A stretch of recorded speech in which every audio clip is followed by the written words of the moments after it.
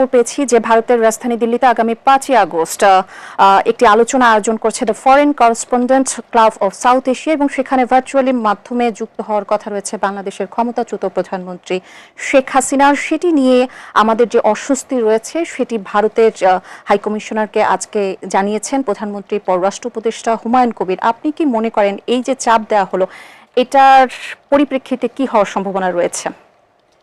না, চাপ দেওয়া হলে ভারত তো, শুনেন একটা কথা বলি আপনাকে, সম্পর্ক আছে না, সম্পর্ক আপনার মানে ব্যক্তিদের সম্পর্ক আর রাষ্ট্রের সম্পর্ক কিন্তু একভাবে আপনি ব্যাখ্যা করতে পারবেন না।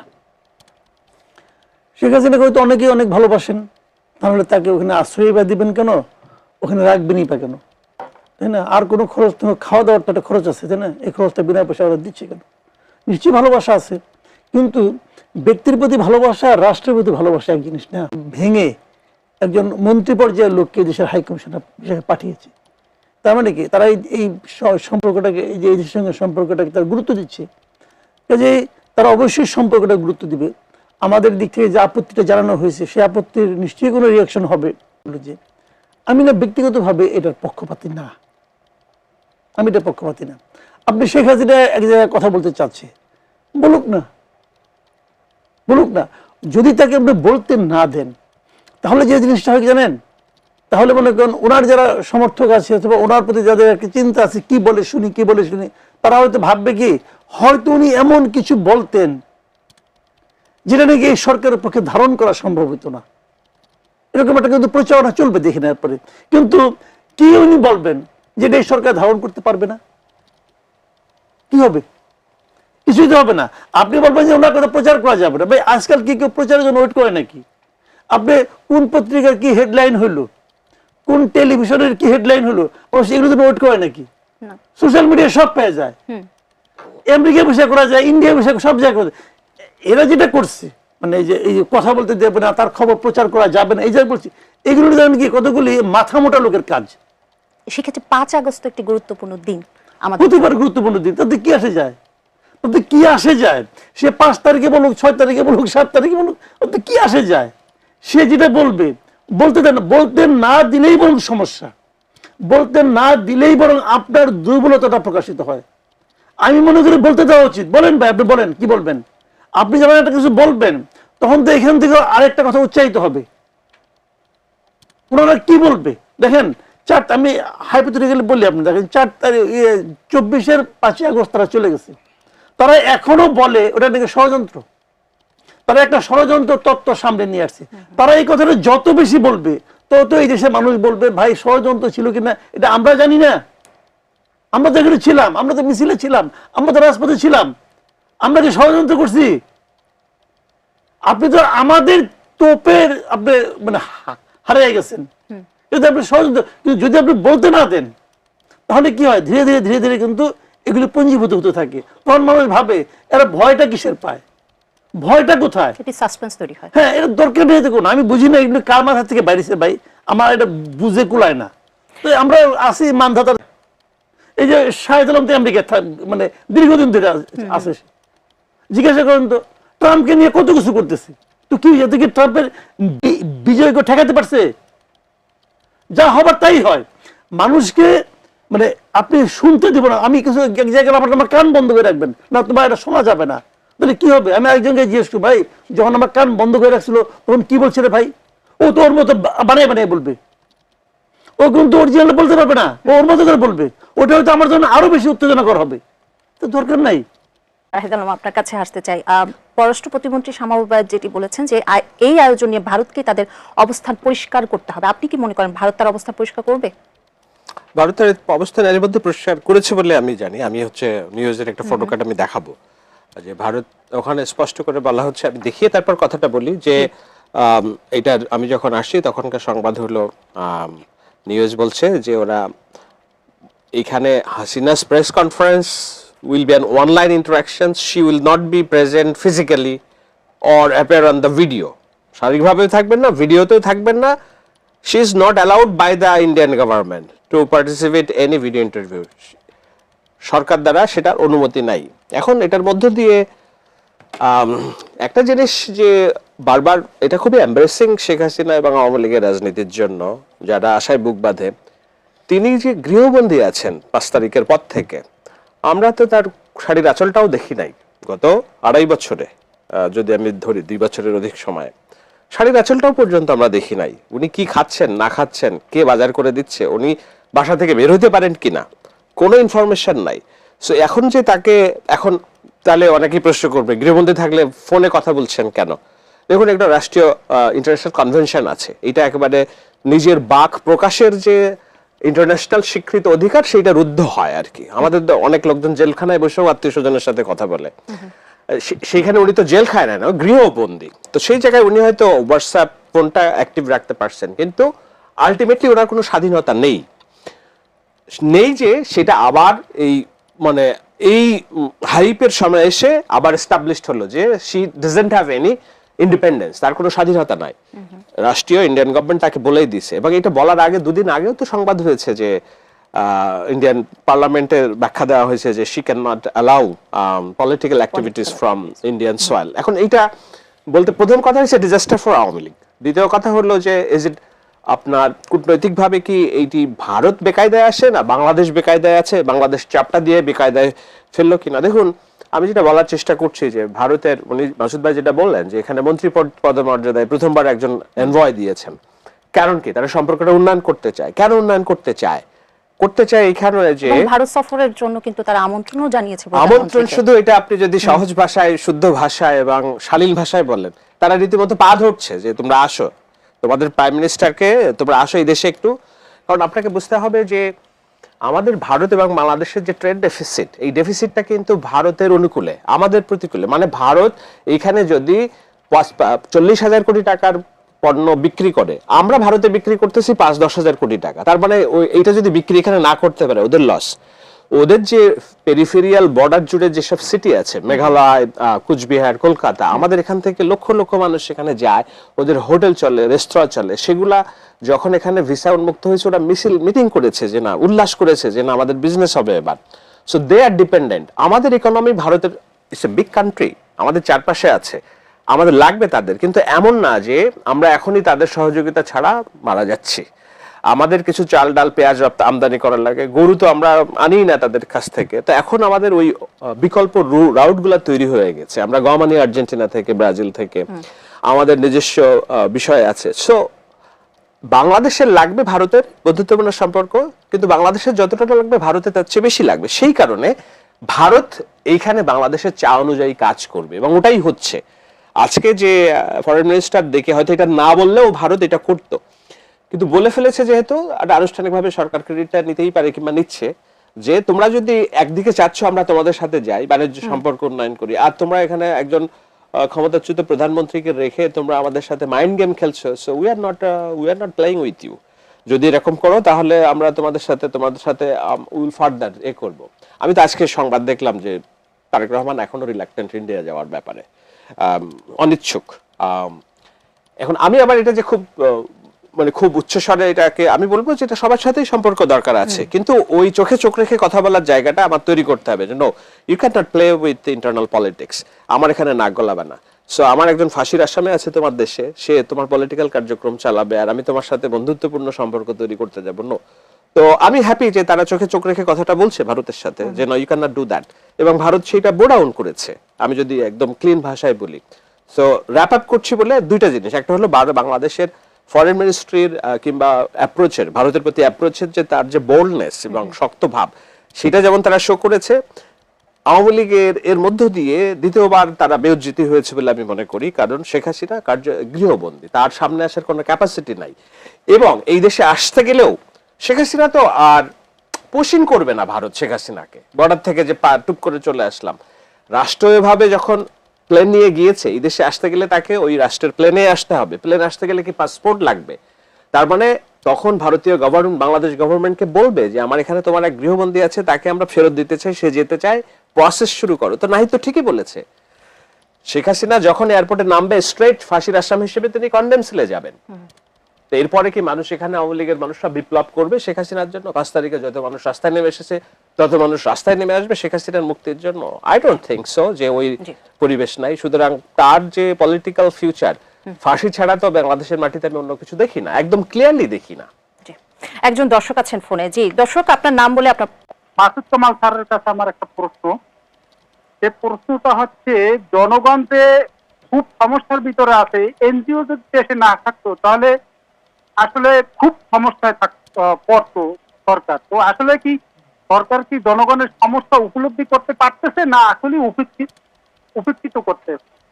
আর একবার কাছে আমার একটা প্রশ্নটা হলো যে এনসিপি শুধু ফাল মারতেছে আর যা না তা ব্যবহার করতে, আসলে কি তারা ভাবতেছে বাংলাদেশে আসলে এখনো আওয়ামী লীগ আছে, বিএনপি আছে, এগুলো কি তারা উপলব্ধি করতে পারতেছে?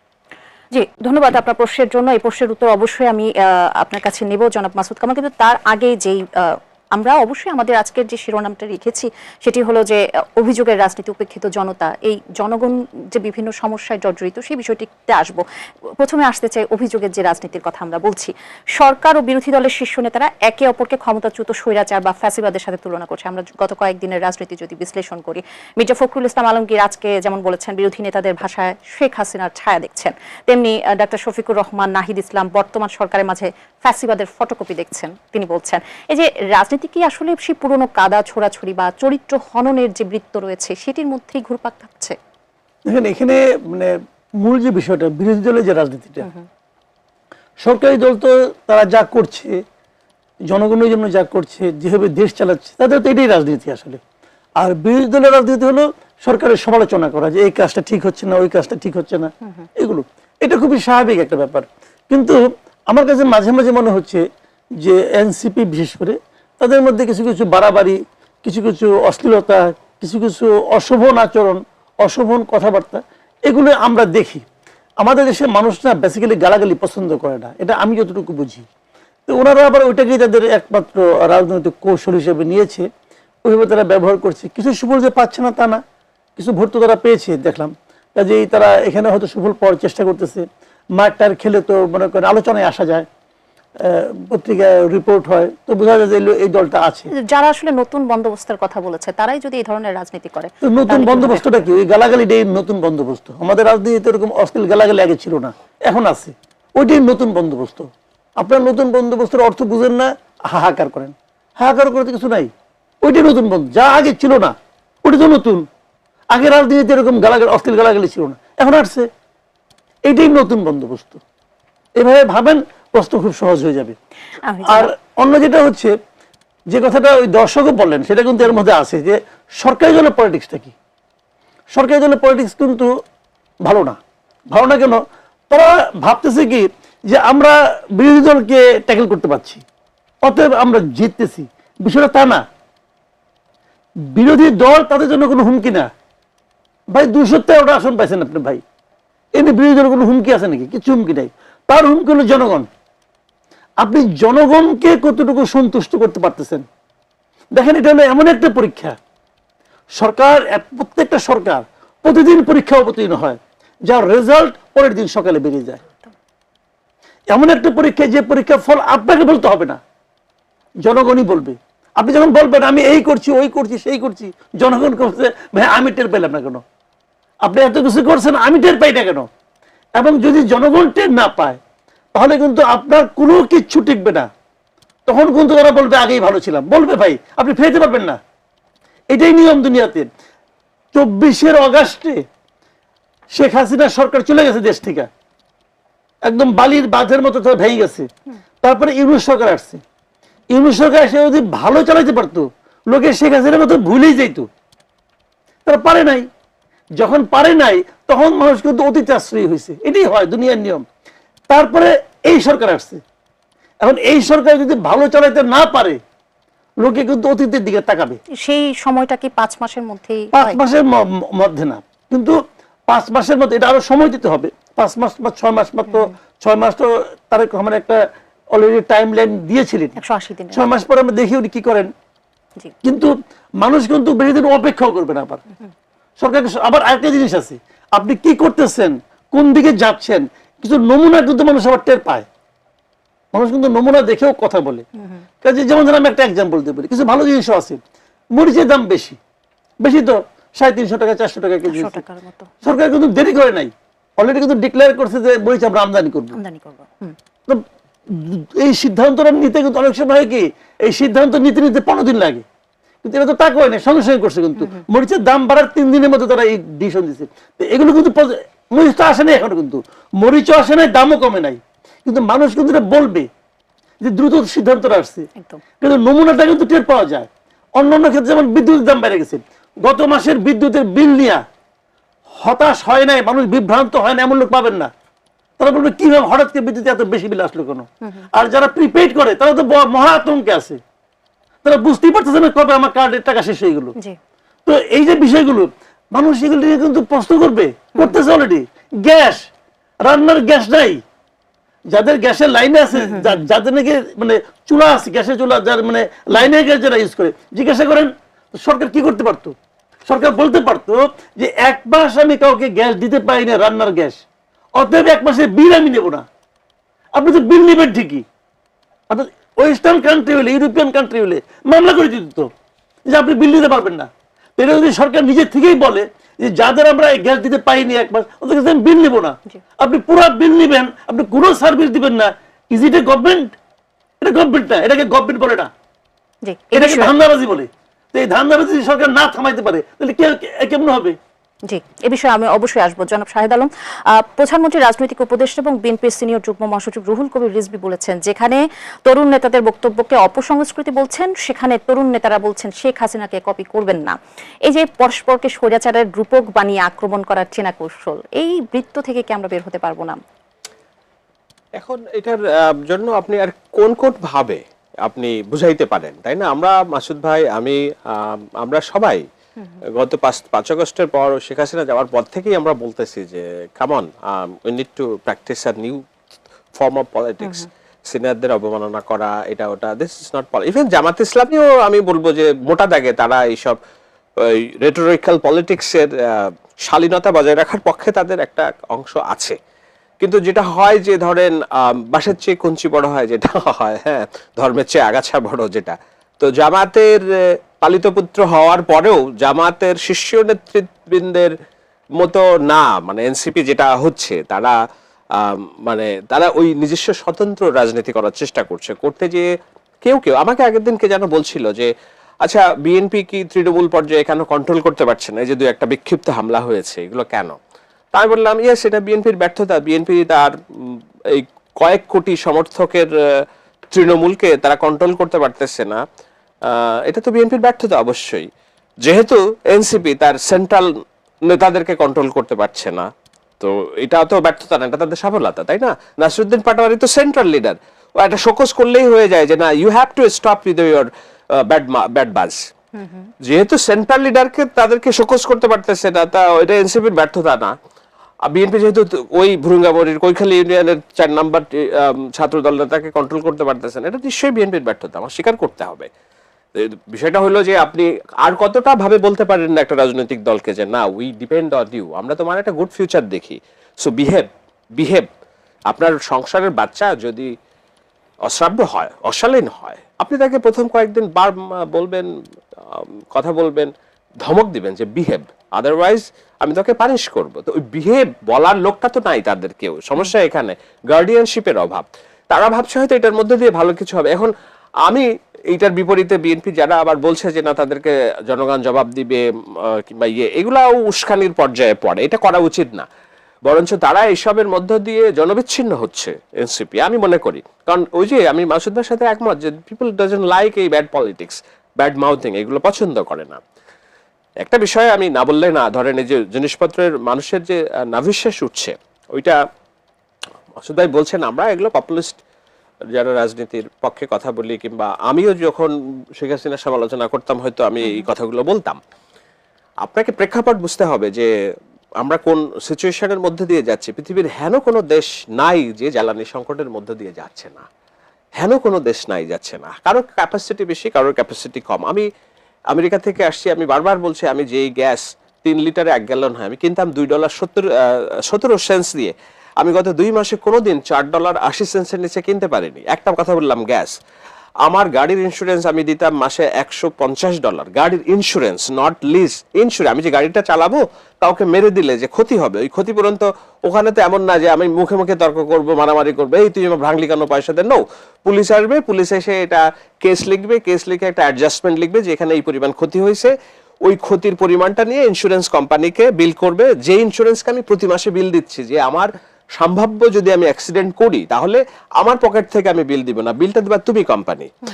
সো ওই ইন্স্যুরেন্স 30% বেড়েছে গত 1.5 বছরে। আমি আগে $120 দিতাম একটা গাড়িতে, এখন দিচ্ছি $215-35। তো আমার উপরেও তো চাপ বেড়েছে। পৃথিবীর সবচেয়ে ক্ষমতাধর রাষ্ট্র হওয়ার পরও ডোনাল্ড ট্রাম্প তার পেট্রোল পাম্প মালিকদের বলতে পারছে না, যে বারবার বলছে তোমরা যদি দাম না কমাও আমরা কিন্তু ব্যবস্থা নিব, কিছুই লাভ হচ্ছে না। উনি ভেনেজুয়েলার রাষ্ট্রপ্রধানকে তুলে আনছেন, আমরা তো আর ভারতের রাষ্ট্রপ্রধানকে তুলে আনতে পারবো না, কাতারের রাষ্ট্রপ্রধানকে তুলে আনতে পারবো না যে আমাদের এলএনজি দিতে হবে, তাই না? কারণ হলো সোর্স এক জায়গায়, কয়েকটা জায়গায়, কিন্তু ক্রেতা অনেক বেশি। সেক্ষেত্রে আমার এই পণ্যের কাঁচামাল যেটা, সেটা আমি আনতে পারছি না কোথাও থেকে। কাতার যদি আমাকে এলএনজি না দেয়, আমি এখানে বিদ্যুৎ উৎপাদন করতে পারছি না। বিদ্যুৎ উৎপাদন আমার গ্যাসের উপরে নির্ভরশীল। সো ইট ইজ ইন্টারন্যাশনাল ক্রাইসিসের মধ্যে দিয়ে আমরা যাচ্ছি। তো সেইটা আমাদের মনে হয় যে আমি বলবো আমাদের যে গ্যাস সংকটটা তো অভ্যন্তরীণ ক্রাইসিসের কারণেও হচ্ছে। আছে, কারণ হলো যে যেহেতু আপনার এলএনজি নাই, আপনার অভ্যন্তরীণ যে উৎপাদনটা ছিল ওই চাপটাও যে অভ্যন্তরীণ উৎপাদনে পড়ছে, আপনাকে ব্যালেন্স করতে হচ্ছে। একটা তো বাইরে থেকে এনে আপনি দিচ্ছিলেন। এই বিষয়ে আরো আলোচনা করব। আরেকজন দর্শক আছেন ফোনে। জি, দুঃখিত একটু থামালাম। জি দর্শক, আপনার নাম বলে আপনার প্রশ্নটি রাখুন। হ্যালো, আমার নাম, my name is Anwar Khan. I was a frontline freedom fighter, and I am speaking from Mahakali area. My left leg was bullet wounded by the brutal Pakistani army and Zamati al-Badr mass murderers. My older sister, who was that a student of MSc final year student, was gang raped by Zamati al-Badr mass murderers and Pakistan army. She then died by committing suicide. Now my question is,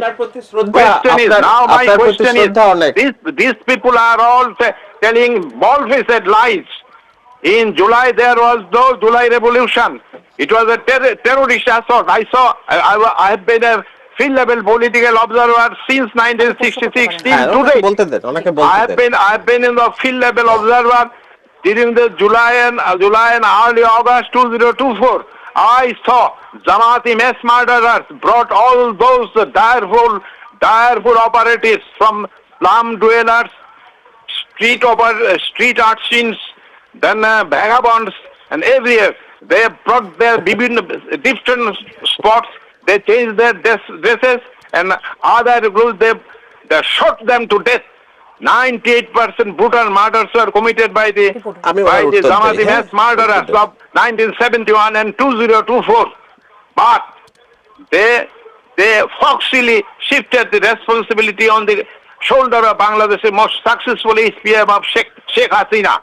Okay. Thank you so much. We understand your question. We got you, dear honorable freedom fighter.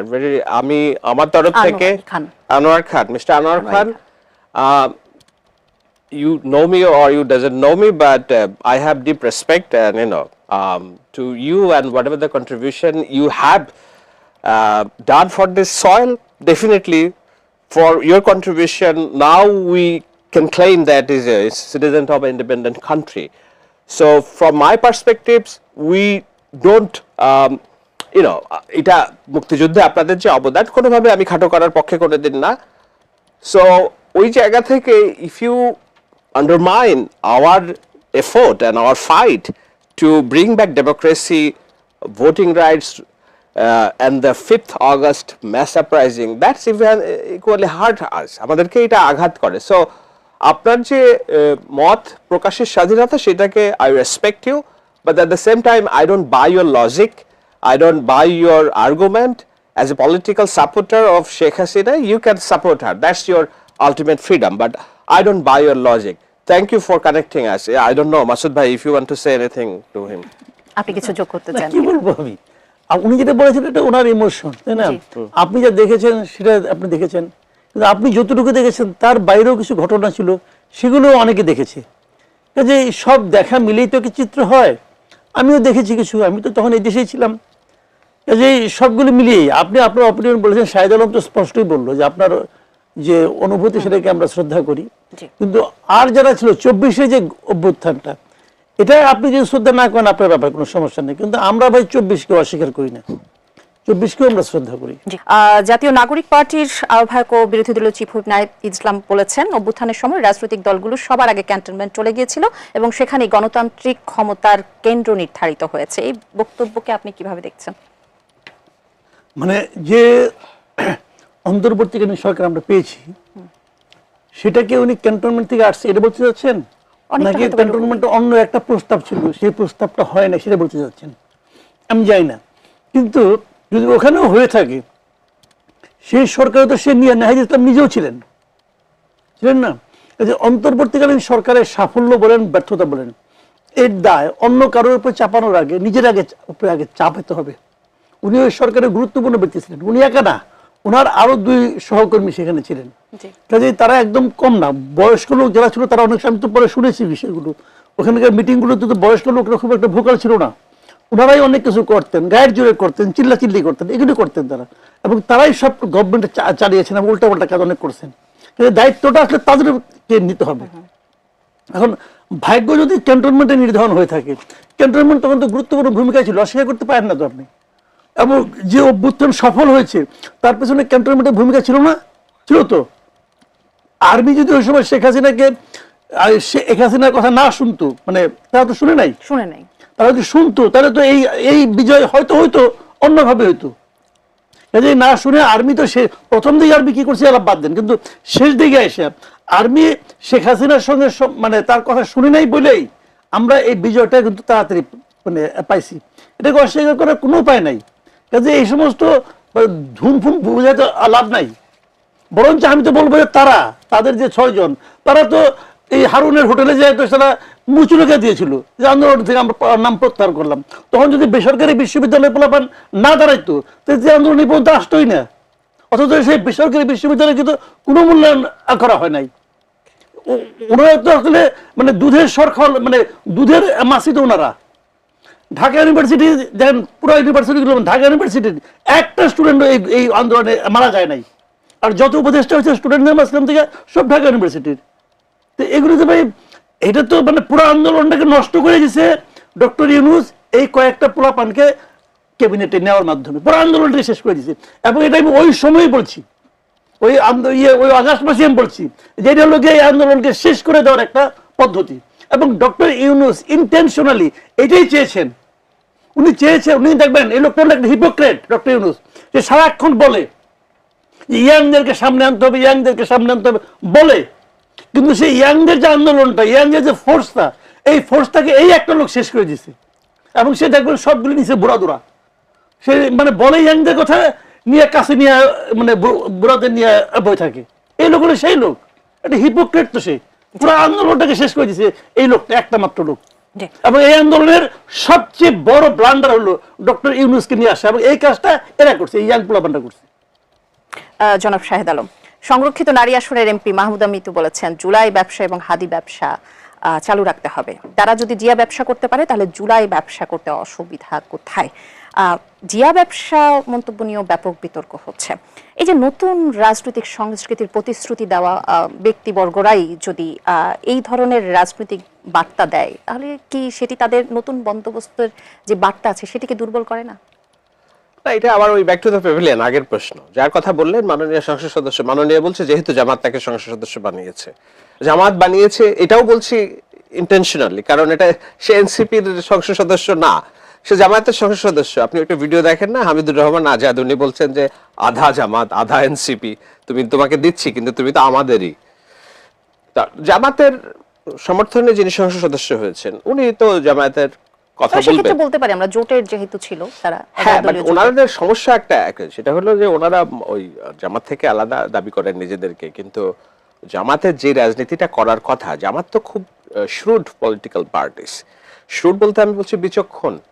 আপনি দেখবেন 5 তারিখের আগে আমরা যখন জামায়াতের রাজনীতির বিরুদ্ধে কথা বলছি, ধরেন আমার চারপাশে খুব কম মানুষকে পেয়েছি যারা ওই জামাত বিরোধিতাকে সমর্থন করত। তাদের একটা বড় অংশ এখন সরকারে ঢুকে গিয়েছে। তারা যে সময় জামাতের পক্ষে যারা ছিল, আবার সোশ্যাল মিডিয়াতেও যাদের আমরা দেখছি যে আমাদেরকে ডিমিন করার চেষ্টা করেছে জামাত বিরোধিতা করি বলে, তারা এখন আমাদের চেয়েও বড় সরকারের শুভাকাঙ্ক্ষী হয়ে গিয়েছে। মানে সরকারের তো জামাতের এই সুবিধাটা আছে যে নিজেকে লুকিয়ে ফেলা এবং আপনার ঢুকে যাওয়া গুপ্ত। এখন জামাত তো শ্রুড পলিটিক্যাল পার্টি হিসেবে তাদের তো they have billions of dollar business in this country, এবং অনেক রকম সোশ্যাল অর্গানাইজেশন আছে, হাসপাতাল, এটা ওটা আছে। সো তারা গভর্নমেন্টের সরাসরি সমালোচনা করে কনফ্রন্টেশনে যে গভর্নমেন্টকে যে বিরক্ত করবে সেটা না করে কিভাবে গভর্নমেন্ট থেকে সুবিধা নেওয়া যায় সেটার রাজনীতি তারা করছে। কিন্তু তাদের তো আবার রাজনীতি করে টিকেও থাকতে হবে, সে কারণে ওই মাহমুদা মিতু কিংবা পাটোয়ারিদের মতো কিছু কিছু মানুষকে তারা দিয়ে রাজনীতিটা করাচ্ছে, যে যেন সরকারকে মানে যে কথা তারা বলতে পারে না সেটা যেন এরা বল। এখন এরা এই ভেবে দাবার গুটি হিসেবে ব্যবহৃত হচ্ছে কিনা, এদেরকে মই দিয়ে গাছের মগডালে উঠাচ্ছে কিনা জামাত, এবং মগডালে ওঠার পরে তারা হয়তো ভাবছে যে না তারা গাছ জয় করতে পারবে, দাবার গুটি হিসেবে তারা নিজেই কিং হতে পারবে। ওই যে আমি বারবার বলছি যে একটা ইন্টারনাল পাওয়ার স্ট্রাগল আছে, যে জামায়াতের রাজনীতি স্ট্রং হলে, এনসিপির রাজনীতি স্ট্রং হলে জামাতের রাজনীতি নাই হয়ে যাবে। কারণ হলো জামাতের ওই যে পলিটিক্যাল যে স্ট্রাকচার বেজ আছে গ্রামগঞ্জে মাঠে ঘাটে, এটা তো এনসিপির নাই। এনসিপির আবার ফেস আছে, পরিচিত কিছু মুখ আছে। তো এনসিপির দরকার হচ্ছে জামাতের স্ট্রাকচারাল পাওয়ার, গ্রামগঞ্জের মাঠে ঘাটের শক্তি। আর জামাতের দরকার হলো এনসিপির তরুণ মুখগুলোকে সামনে রেখে জুলাই বিক্রি টিক্রি ব্যবসা করে একটা বিরোধী দল হিসেবে টিকে থাকা। তাদের তো সেই ক্যালিবার নাই, তারা ওই বিরোধী দলের রাজনীতিটা করতে পারছে না, বরঞ্চ তারা একের পর এক পতন হচ্ছে। তাদের নারী ঘটিত অনেক বিষয়, বলাৎকার, এসব নানান আপনারা দেখতে পাচ্ছেন সোশ্যাল মিডিয়ায়। সেক্ষেত্রে জামাতের যে রাজনীতি, শ্রুড পলিটিক্স, সেটা এনসিপি কে দিয়ে করাচ্ছে। আর এনসিপিও করছে, তারা ভাবছে যে এর মধ্যে দিয়ে হয়তো জামায়াতের যে পলিটিক্যাল স্ট্রাকচার আছে গ্রামগঞ্জে সেটার কন্ট্রোল তারা নিতে পারবে, নিতে একটা পর্যায়ে জামাতকে তারা সাইড করে দিবে। আপনি যখন প্রসঙ্গগুলো টানছেন, একটি প্রশ্ন আমি আপনাকে করতে চাই। আপনি দুদিন ধরে ফেসবুকে দেখেছেন যে সমকামিতাকে ঘিরে ঢাকা বিশ্ববিদ্যালয়ের ছাত্র সংগঠনগুলো পাল্টাপাল্টি অবস্থান দেখা গেছে। এমন পরিস্থিতিতে যে ঢাকা বিশ্ববিদ্যালয় ক্যাম্পাসের যে শৃঙ্খলা রয়েছে বা ন্যায়সঙ্গত তদন্তকে নিশ্চিত করা দরকার কিনা প্রশাসনে, বা যে অভিযোগটি উঠেছে সেটির সত্যতা নিরূপণে কি করা উচিত? এখন এটা খুবই আমি ট্যাক্টফুলি বলতে চাই বিষয়টা, যেটা হলো আমি যেহেতু হিউম্যান রাইটস নিয়ে কাজ করি, অনেক সময় আমাদের সোসাইটি সমকামিতা পারমিট করে না, এটা আমাদের ধর্মও করে না, যে এই ধর্মের রাজনীতি যারা করে তারা করে। কিন্তু দেখাচ্ছে যে যাদেরকে গ্রেফতার করা হয়েছে কিংবা যাদের বিরুদ্ধে অভিযোগ, তারা তো কেউ সাধারণ ছাত্র না। শিবিরের এজিএস এর রুম থেকে করা হয়েছে, এবং ওই দুইজন সাধারণ ছাত্র না, তাদের প্রত্যেকের নুরানি চেহারা আছে, ইসলামী পরিধান পোশাক পাঞ্জাবি আছে, এবং বোঝাই যাচ্ছে যে তারা ইসলামী রাজনীতির সাথে সংশ্লিষ্ট। সুতরাং সাধারণ ছাত্রছাত্রীদের একটা অংশ তারা খেপে গিয়েছে, এবং এটা নিয়ে একটা অনাকাঙ্ক্ষিত পরিস্থিতির সৃষ্টি হয়েছে। এর আগে আমরা কি দেখেছি যে দেখুন এই শিবিরের সমর্থিত যে প্যানেল ঢাকা বিশ্ববিদ্যালয়ের এই সরকার ক্ষমতা নেওয়ার শুরুর দিকে একটা ওই যে এলজিবিটি কিউ এর একটা সমাবেশ হচ্ছিল, সেখানে এদের সবাইকে পিটাইছে।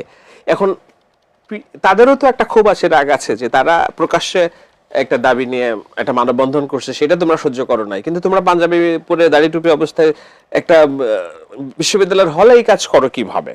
সো এইসব আমি বলছি ইন্টারনাল অনেক বিষয় আছে। আমার জায়গা থেকে এটা নিয়ে খুব কমেন্টস করা ঠিক হবে না, মানে এটা খুবই বিষয়, মানে আমি এটাকে কি বলে, আমার ধারণা যে এই বিষয়গুলা ইটস এ কন্টিনিউশন অফ যেগুলো আমরা দেখছি ক্রমাগত, গাজী নজরুল ইসলাম থেকে শুরু করে রনি একটা খুবই বলছেন যে এদের হাত থেকে তো মানে মেয়ে ছেলে কেউই নিরাপদ না একটা অবস্থা, এরকম অবস্থার মধ্য দিয়ে মাদ্রাসার শিক্ষার্থী। তো এই জিনিসগুলো একে একে প্রকাশিত হচ্ছে। এখন আমাদের এটা বিশ্বাস যে তারা একটা নিজস্ব শুদ্ধি অভিযান পরিচালনা করবেন এবং স্ক্রুটিনাইজেশন করবেন, যেন ফার্দার এই কেসগুলো তাদের রাজনীতিকে আরো বেশি গহ্বরে না নিতে পারে। জি ধন্যবাদ। শাহেদ আলম যেটি বলছিলেন যে জামাতের মধ্যে শুদ্ধি অভিযান শুরু করা দরকার, বিশেষ করে সাতক্ষীরার গাজী নজরুলের বিষয়টি এবং ঢাকা বিশ্ববিদ্যালয়ে যে সমকামিতার ইস্যুটি উঠলো, সবকিছু মিলে কি আপনিও কি মনে করেন যে জামাতে ইসলামের মধ্যে আসলে শুদ্ধি অভিযান শুরু করা উচিত? বললে ভালো, কিন্তু আমার প্রশ্ন হলো কি শুদ্ধি জিনিসটা কি, মানে কিভাবে তারা মানে শুদ্ধি অভিযান করবে? সবাইকে ডেকে বলবে তোমার সবাই শুদ্ধ হয়ে যাও, এই আকাম আর করো না, এটা বলবে? আর এই আকাম যে একবার করে সেখান থেকে বের হওয়ার কোনো উপায় আছে? এটা তো কি নেশা, এটা তো মাদকের চেয়ে বড় নেশা। এখান থেকে কিভাবে তারা হবে বের হবে? যেটা বলবে যে আমার ডেকেছে, এটা কি জানেন? বলবে আবার সাবধানে করবা, গোপনে করবা, প্রকাশ যেন না হয়, এটা বলবে। তো ওটা বলে আমার লাভ কি হলো? তাহলে তো ভয়ঙ্কর অবস্থা তৈরি হবে। দেখেন আমি একটা কথা বলি আপনাকে, গাজী নজরুল ইসলাম এমপি সাহেব, উনি একবার ধরা খেয়েছেন, খেয়ে নিয়ে বলছেন যে এটা আমার সেকেন্ড ওয়াইফ। প্রথমত কথা হলো, উনি কি এই কাম প্রথম জীবনে করছেন? তারপরে ভিডিও এর আগে উনি করেন নাই? এটা কি একদিনে হয় নাকি? বয়স হয়ে গেছে 75, এই 75 বছর বয়সে সে এতদিন খুব ভালো ছিল, এই 75তম জন্মদিনে এসে সে খারাপ হয়ে গেল। এটা হয় রে ভাই? সেটা অনেক বছর ধরে করতেছে। আপনি আজকে ঘোষণা দেন না, আজকে সরকার বলুক যে যত লোকের সঙ্গে কাজী নজরুল মিশছে তাদের সমস্ত মেয়েরা এসে আমাদেরকে দেখ, তাদের বক্তব্য দেখ, তাদের সমস্ত কাহিনী বলুক, প্রত্যেককে 1 লাখ করে টাকা দেবো বলুক। দেখেন কত লোকের লাইন ধরে যায়। দেখেন তো জামাত একদিন এটা বুঝে নেই কেন? যদি না বুঝা থাকে, জামাত এমন একটা পার্টি, ক্যাডার ভিত্তিক পার্টি, পার্টির যে কোনো সদস্যের জীবনযাপন পর্যন্ত ওদের কাছে মুখস্থ। তো ওরা এগুলো জানতো না, তো যাই না তারা করতে দিছে। এখানে দেখেন ঢাকা ইউনিভার্সিটিতে বা ইউনিভার্সিটিতে আমিও পড়তাম, আমরা তো হলে থাকতাম। ওই ছেলে এজিএস ওই হলের, তো ওর হলে ওর মামা আসছে, মামা তো আসতেই পারে না আইন অনুযায়ী তো তোমার রুমে কেউ থাকতেই পারবে না। সে আরেকজনকে নিয়ে আসছে, মানে মামা তার গেলমানকে নিয়ে আসছে, আইনে নিয়ে এসে আকাম করছে। ধরা খাইছে দিকে তো ও রুমমেট এসে পড়ছে, ধরা পড়ে গেছে। রুমমেট না আসলে তো সে পবিত্র লোক, বলা যায় না মামা তারা নিয়ে বলতো তুমি আমার মসজিদে ইমামতি করো। এটা বলতে পারতো যে তুমি আলেম আসছো, ইমামতি করো। তো ভাই ধরা পড়ার পরে এরা সবাই বললে যে আগে বোরে ফোন করে, তুই মাঝখান থেকে কিছু মনে করো না, তারপরে কয় এটা আমার সেকেন্ড ওয়াইফ। একটা বিবৃতি দিতে ভাই হবে। বিয়ে গিয়ে ইসলামে বিয়ে মানে ডিক্লারেশন, আপনাকে ডিক্লেয়ার করতে হবে আপনার বউটা। ধরা খাওয়ার পর আপনি স্বীকার করেন, স্বীকার করলে বিয়ে হয় না, ডিক্লেয়ার করলে বিয়ে হয়। তারা কেউ ডিক্লেয়ার করছে? তো এইগুলি কেমন করেন এক পিস, পুরা জামাতে সবাই পুত পবিত্র এক পিস গাজী নজরুল ইসলাম খারাপ? বিষয়টা এরকম না। বিষয়টা হলো এই জিনিস এরা একটা সুযোগ নেয়। সুযোগটা কি? আপনি কিন্তু একজন লোক টুপি পরে আছে, পাঞ্জাবি পরে আছে, দাঁড়িয়ে আছে, তার সম্পর্কে কিন্তু হুট করে কিছু বলার সাহস পাবেন না। তারা এই সুযোগটা নেয়। যত বলৎকারের ঘটনা সব তো ধরা পড়ে মাদ্রাসায়, কোন স্কুলে ধরা পড়ছে, কোন স্কুলে ধরা পড়ছে, কলেজে ধরা পড়ছে, মাদ্রাসায় ধরা পড়ে। কি কারণে? কারণটা কি? এটা তো ধারাবাহিকভাবে অনেকদিন ধরে চলে আসতেছে। যে একবার বলৎকার হয়েছে সে পরবর্তী জীবনে এসে করে। এটাকে আজকের থেকে নাকি? তো এইগুলি এদের বিচারও আবার হয় না, কঠিন বিচারে, এবং এদের বিচার হওয়া উচিত শরিয়া আইনে।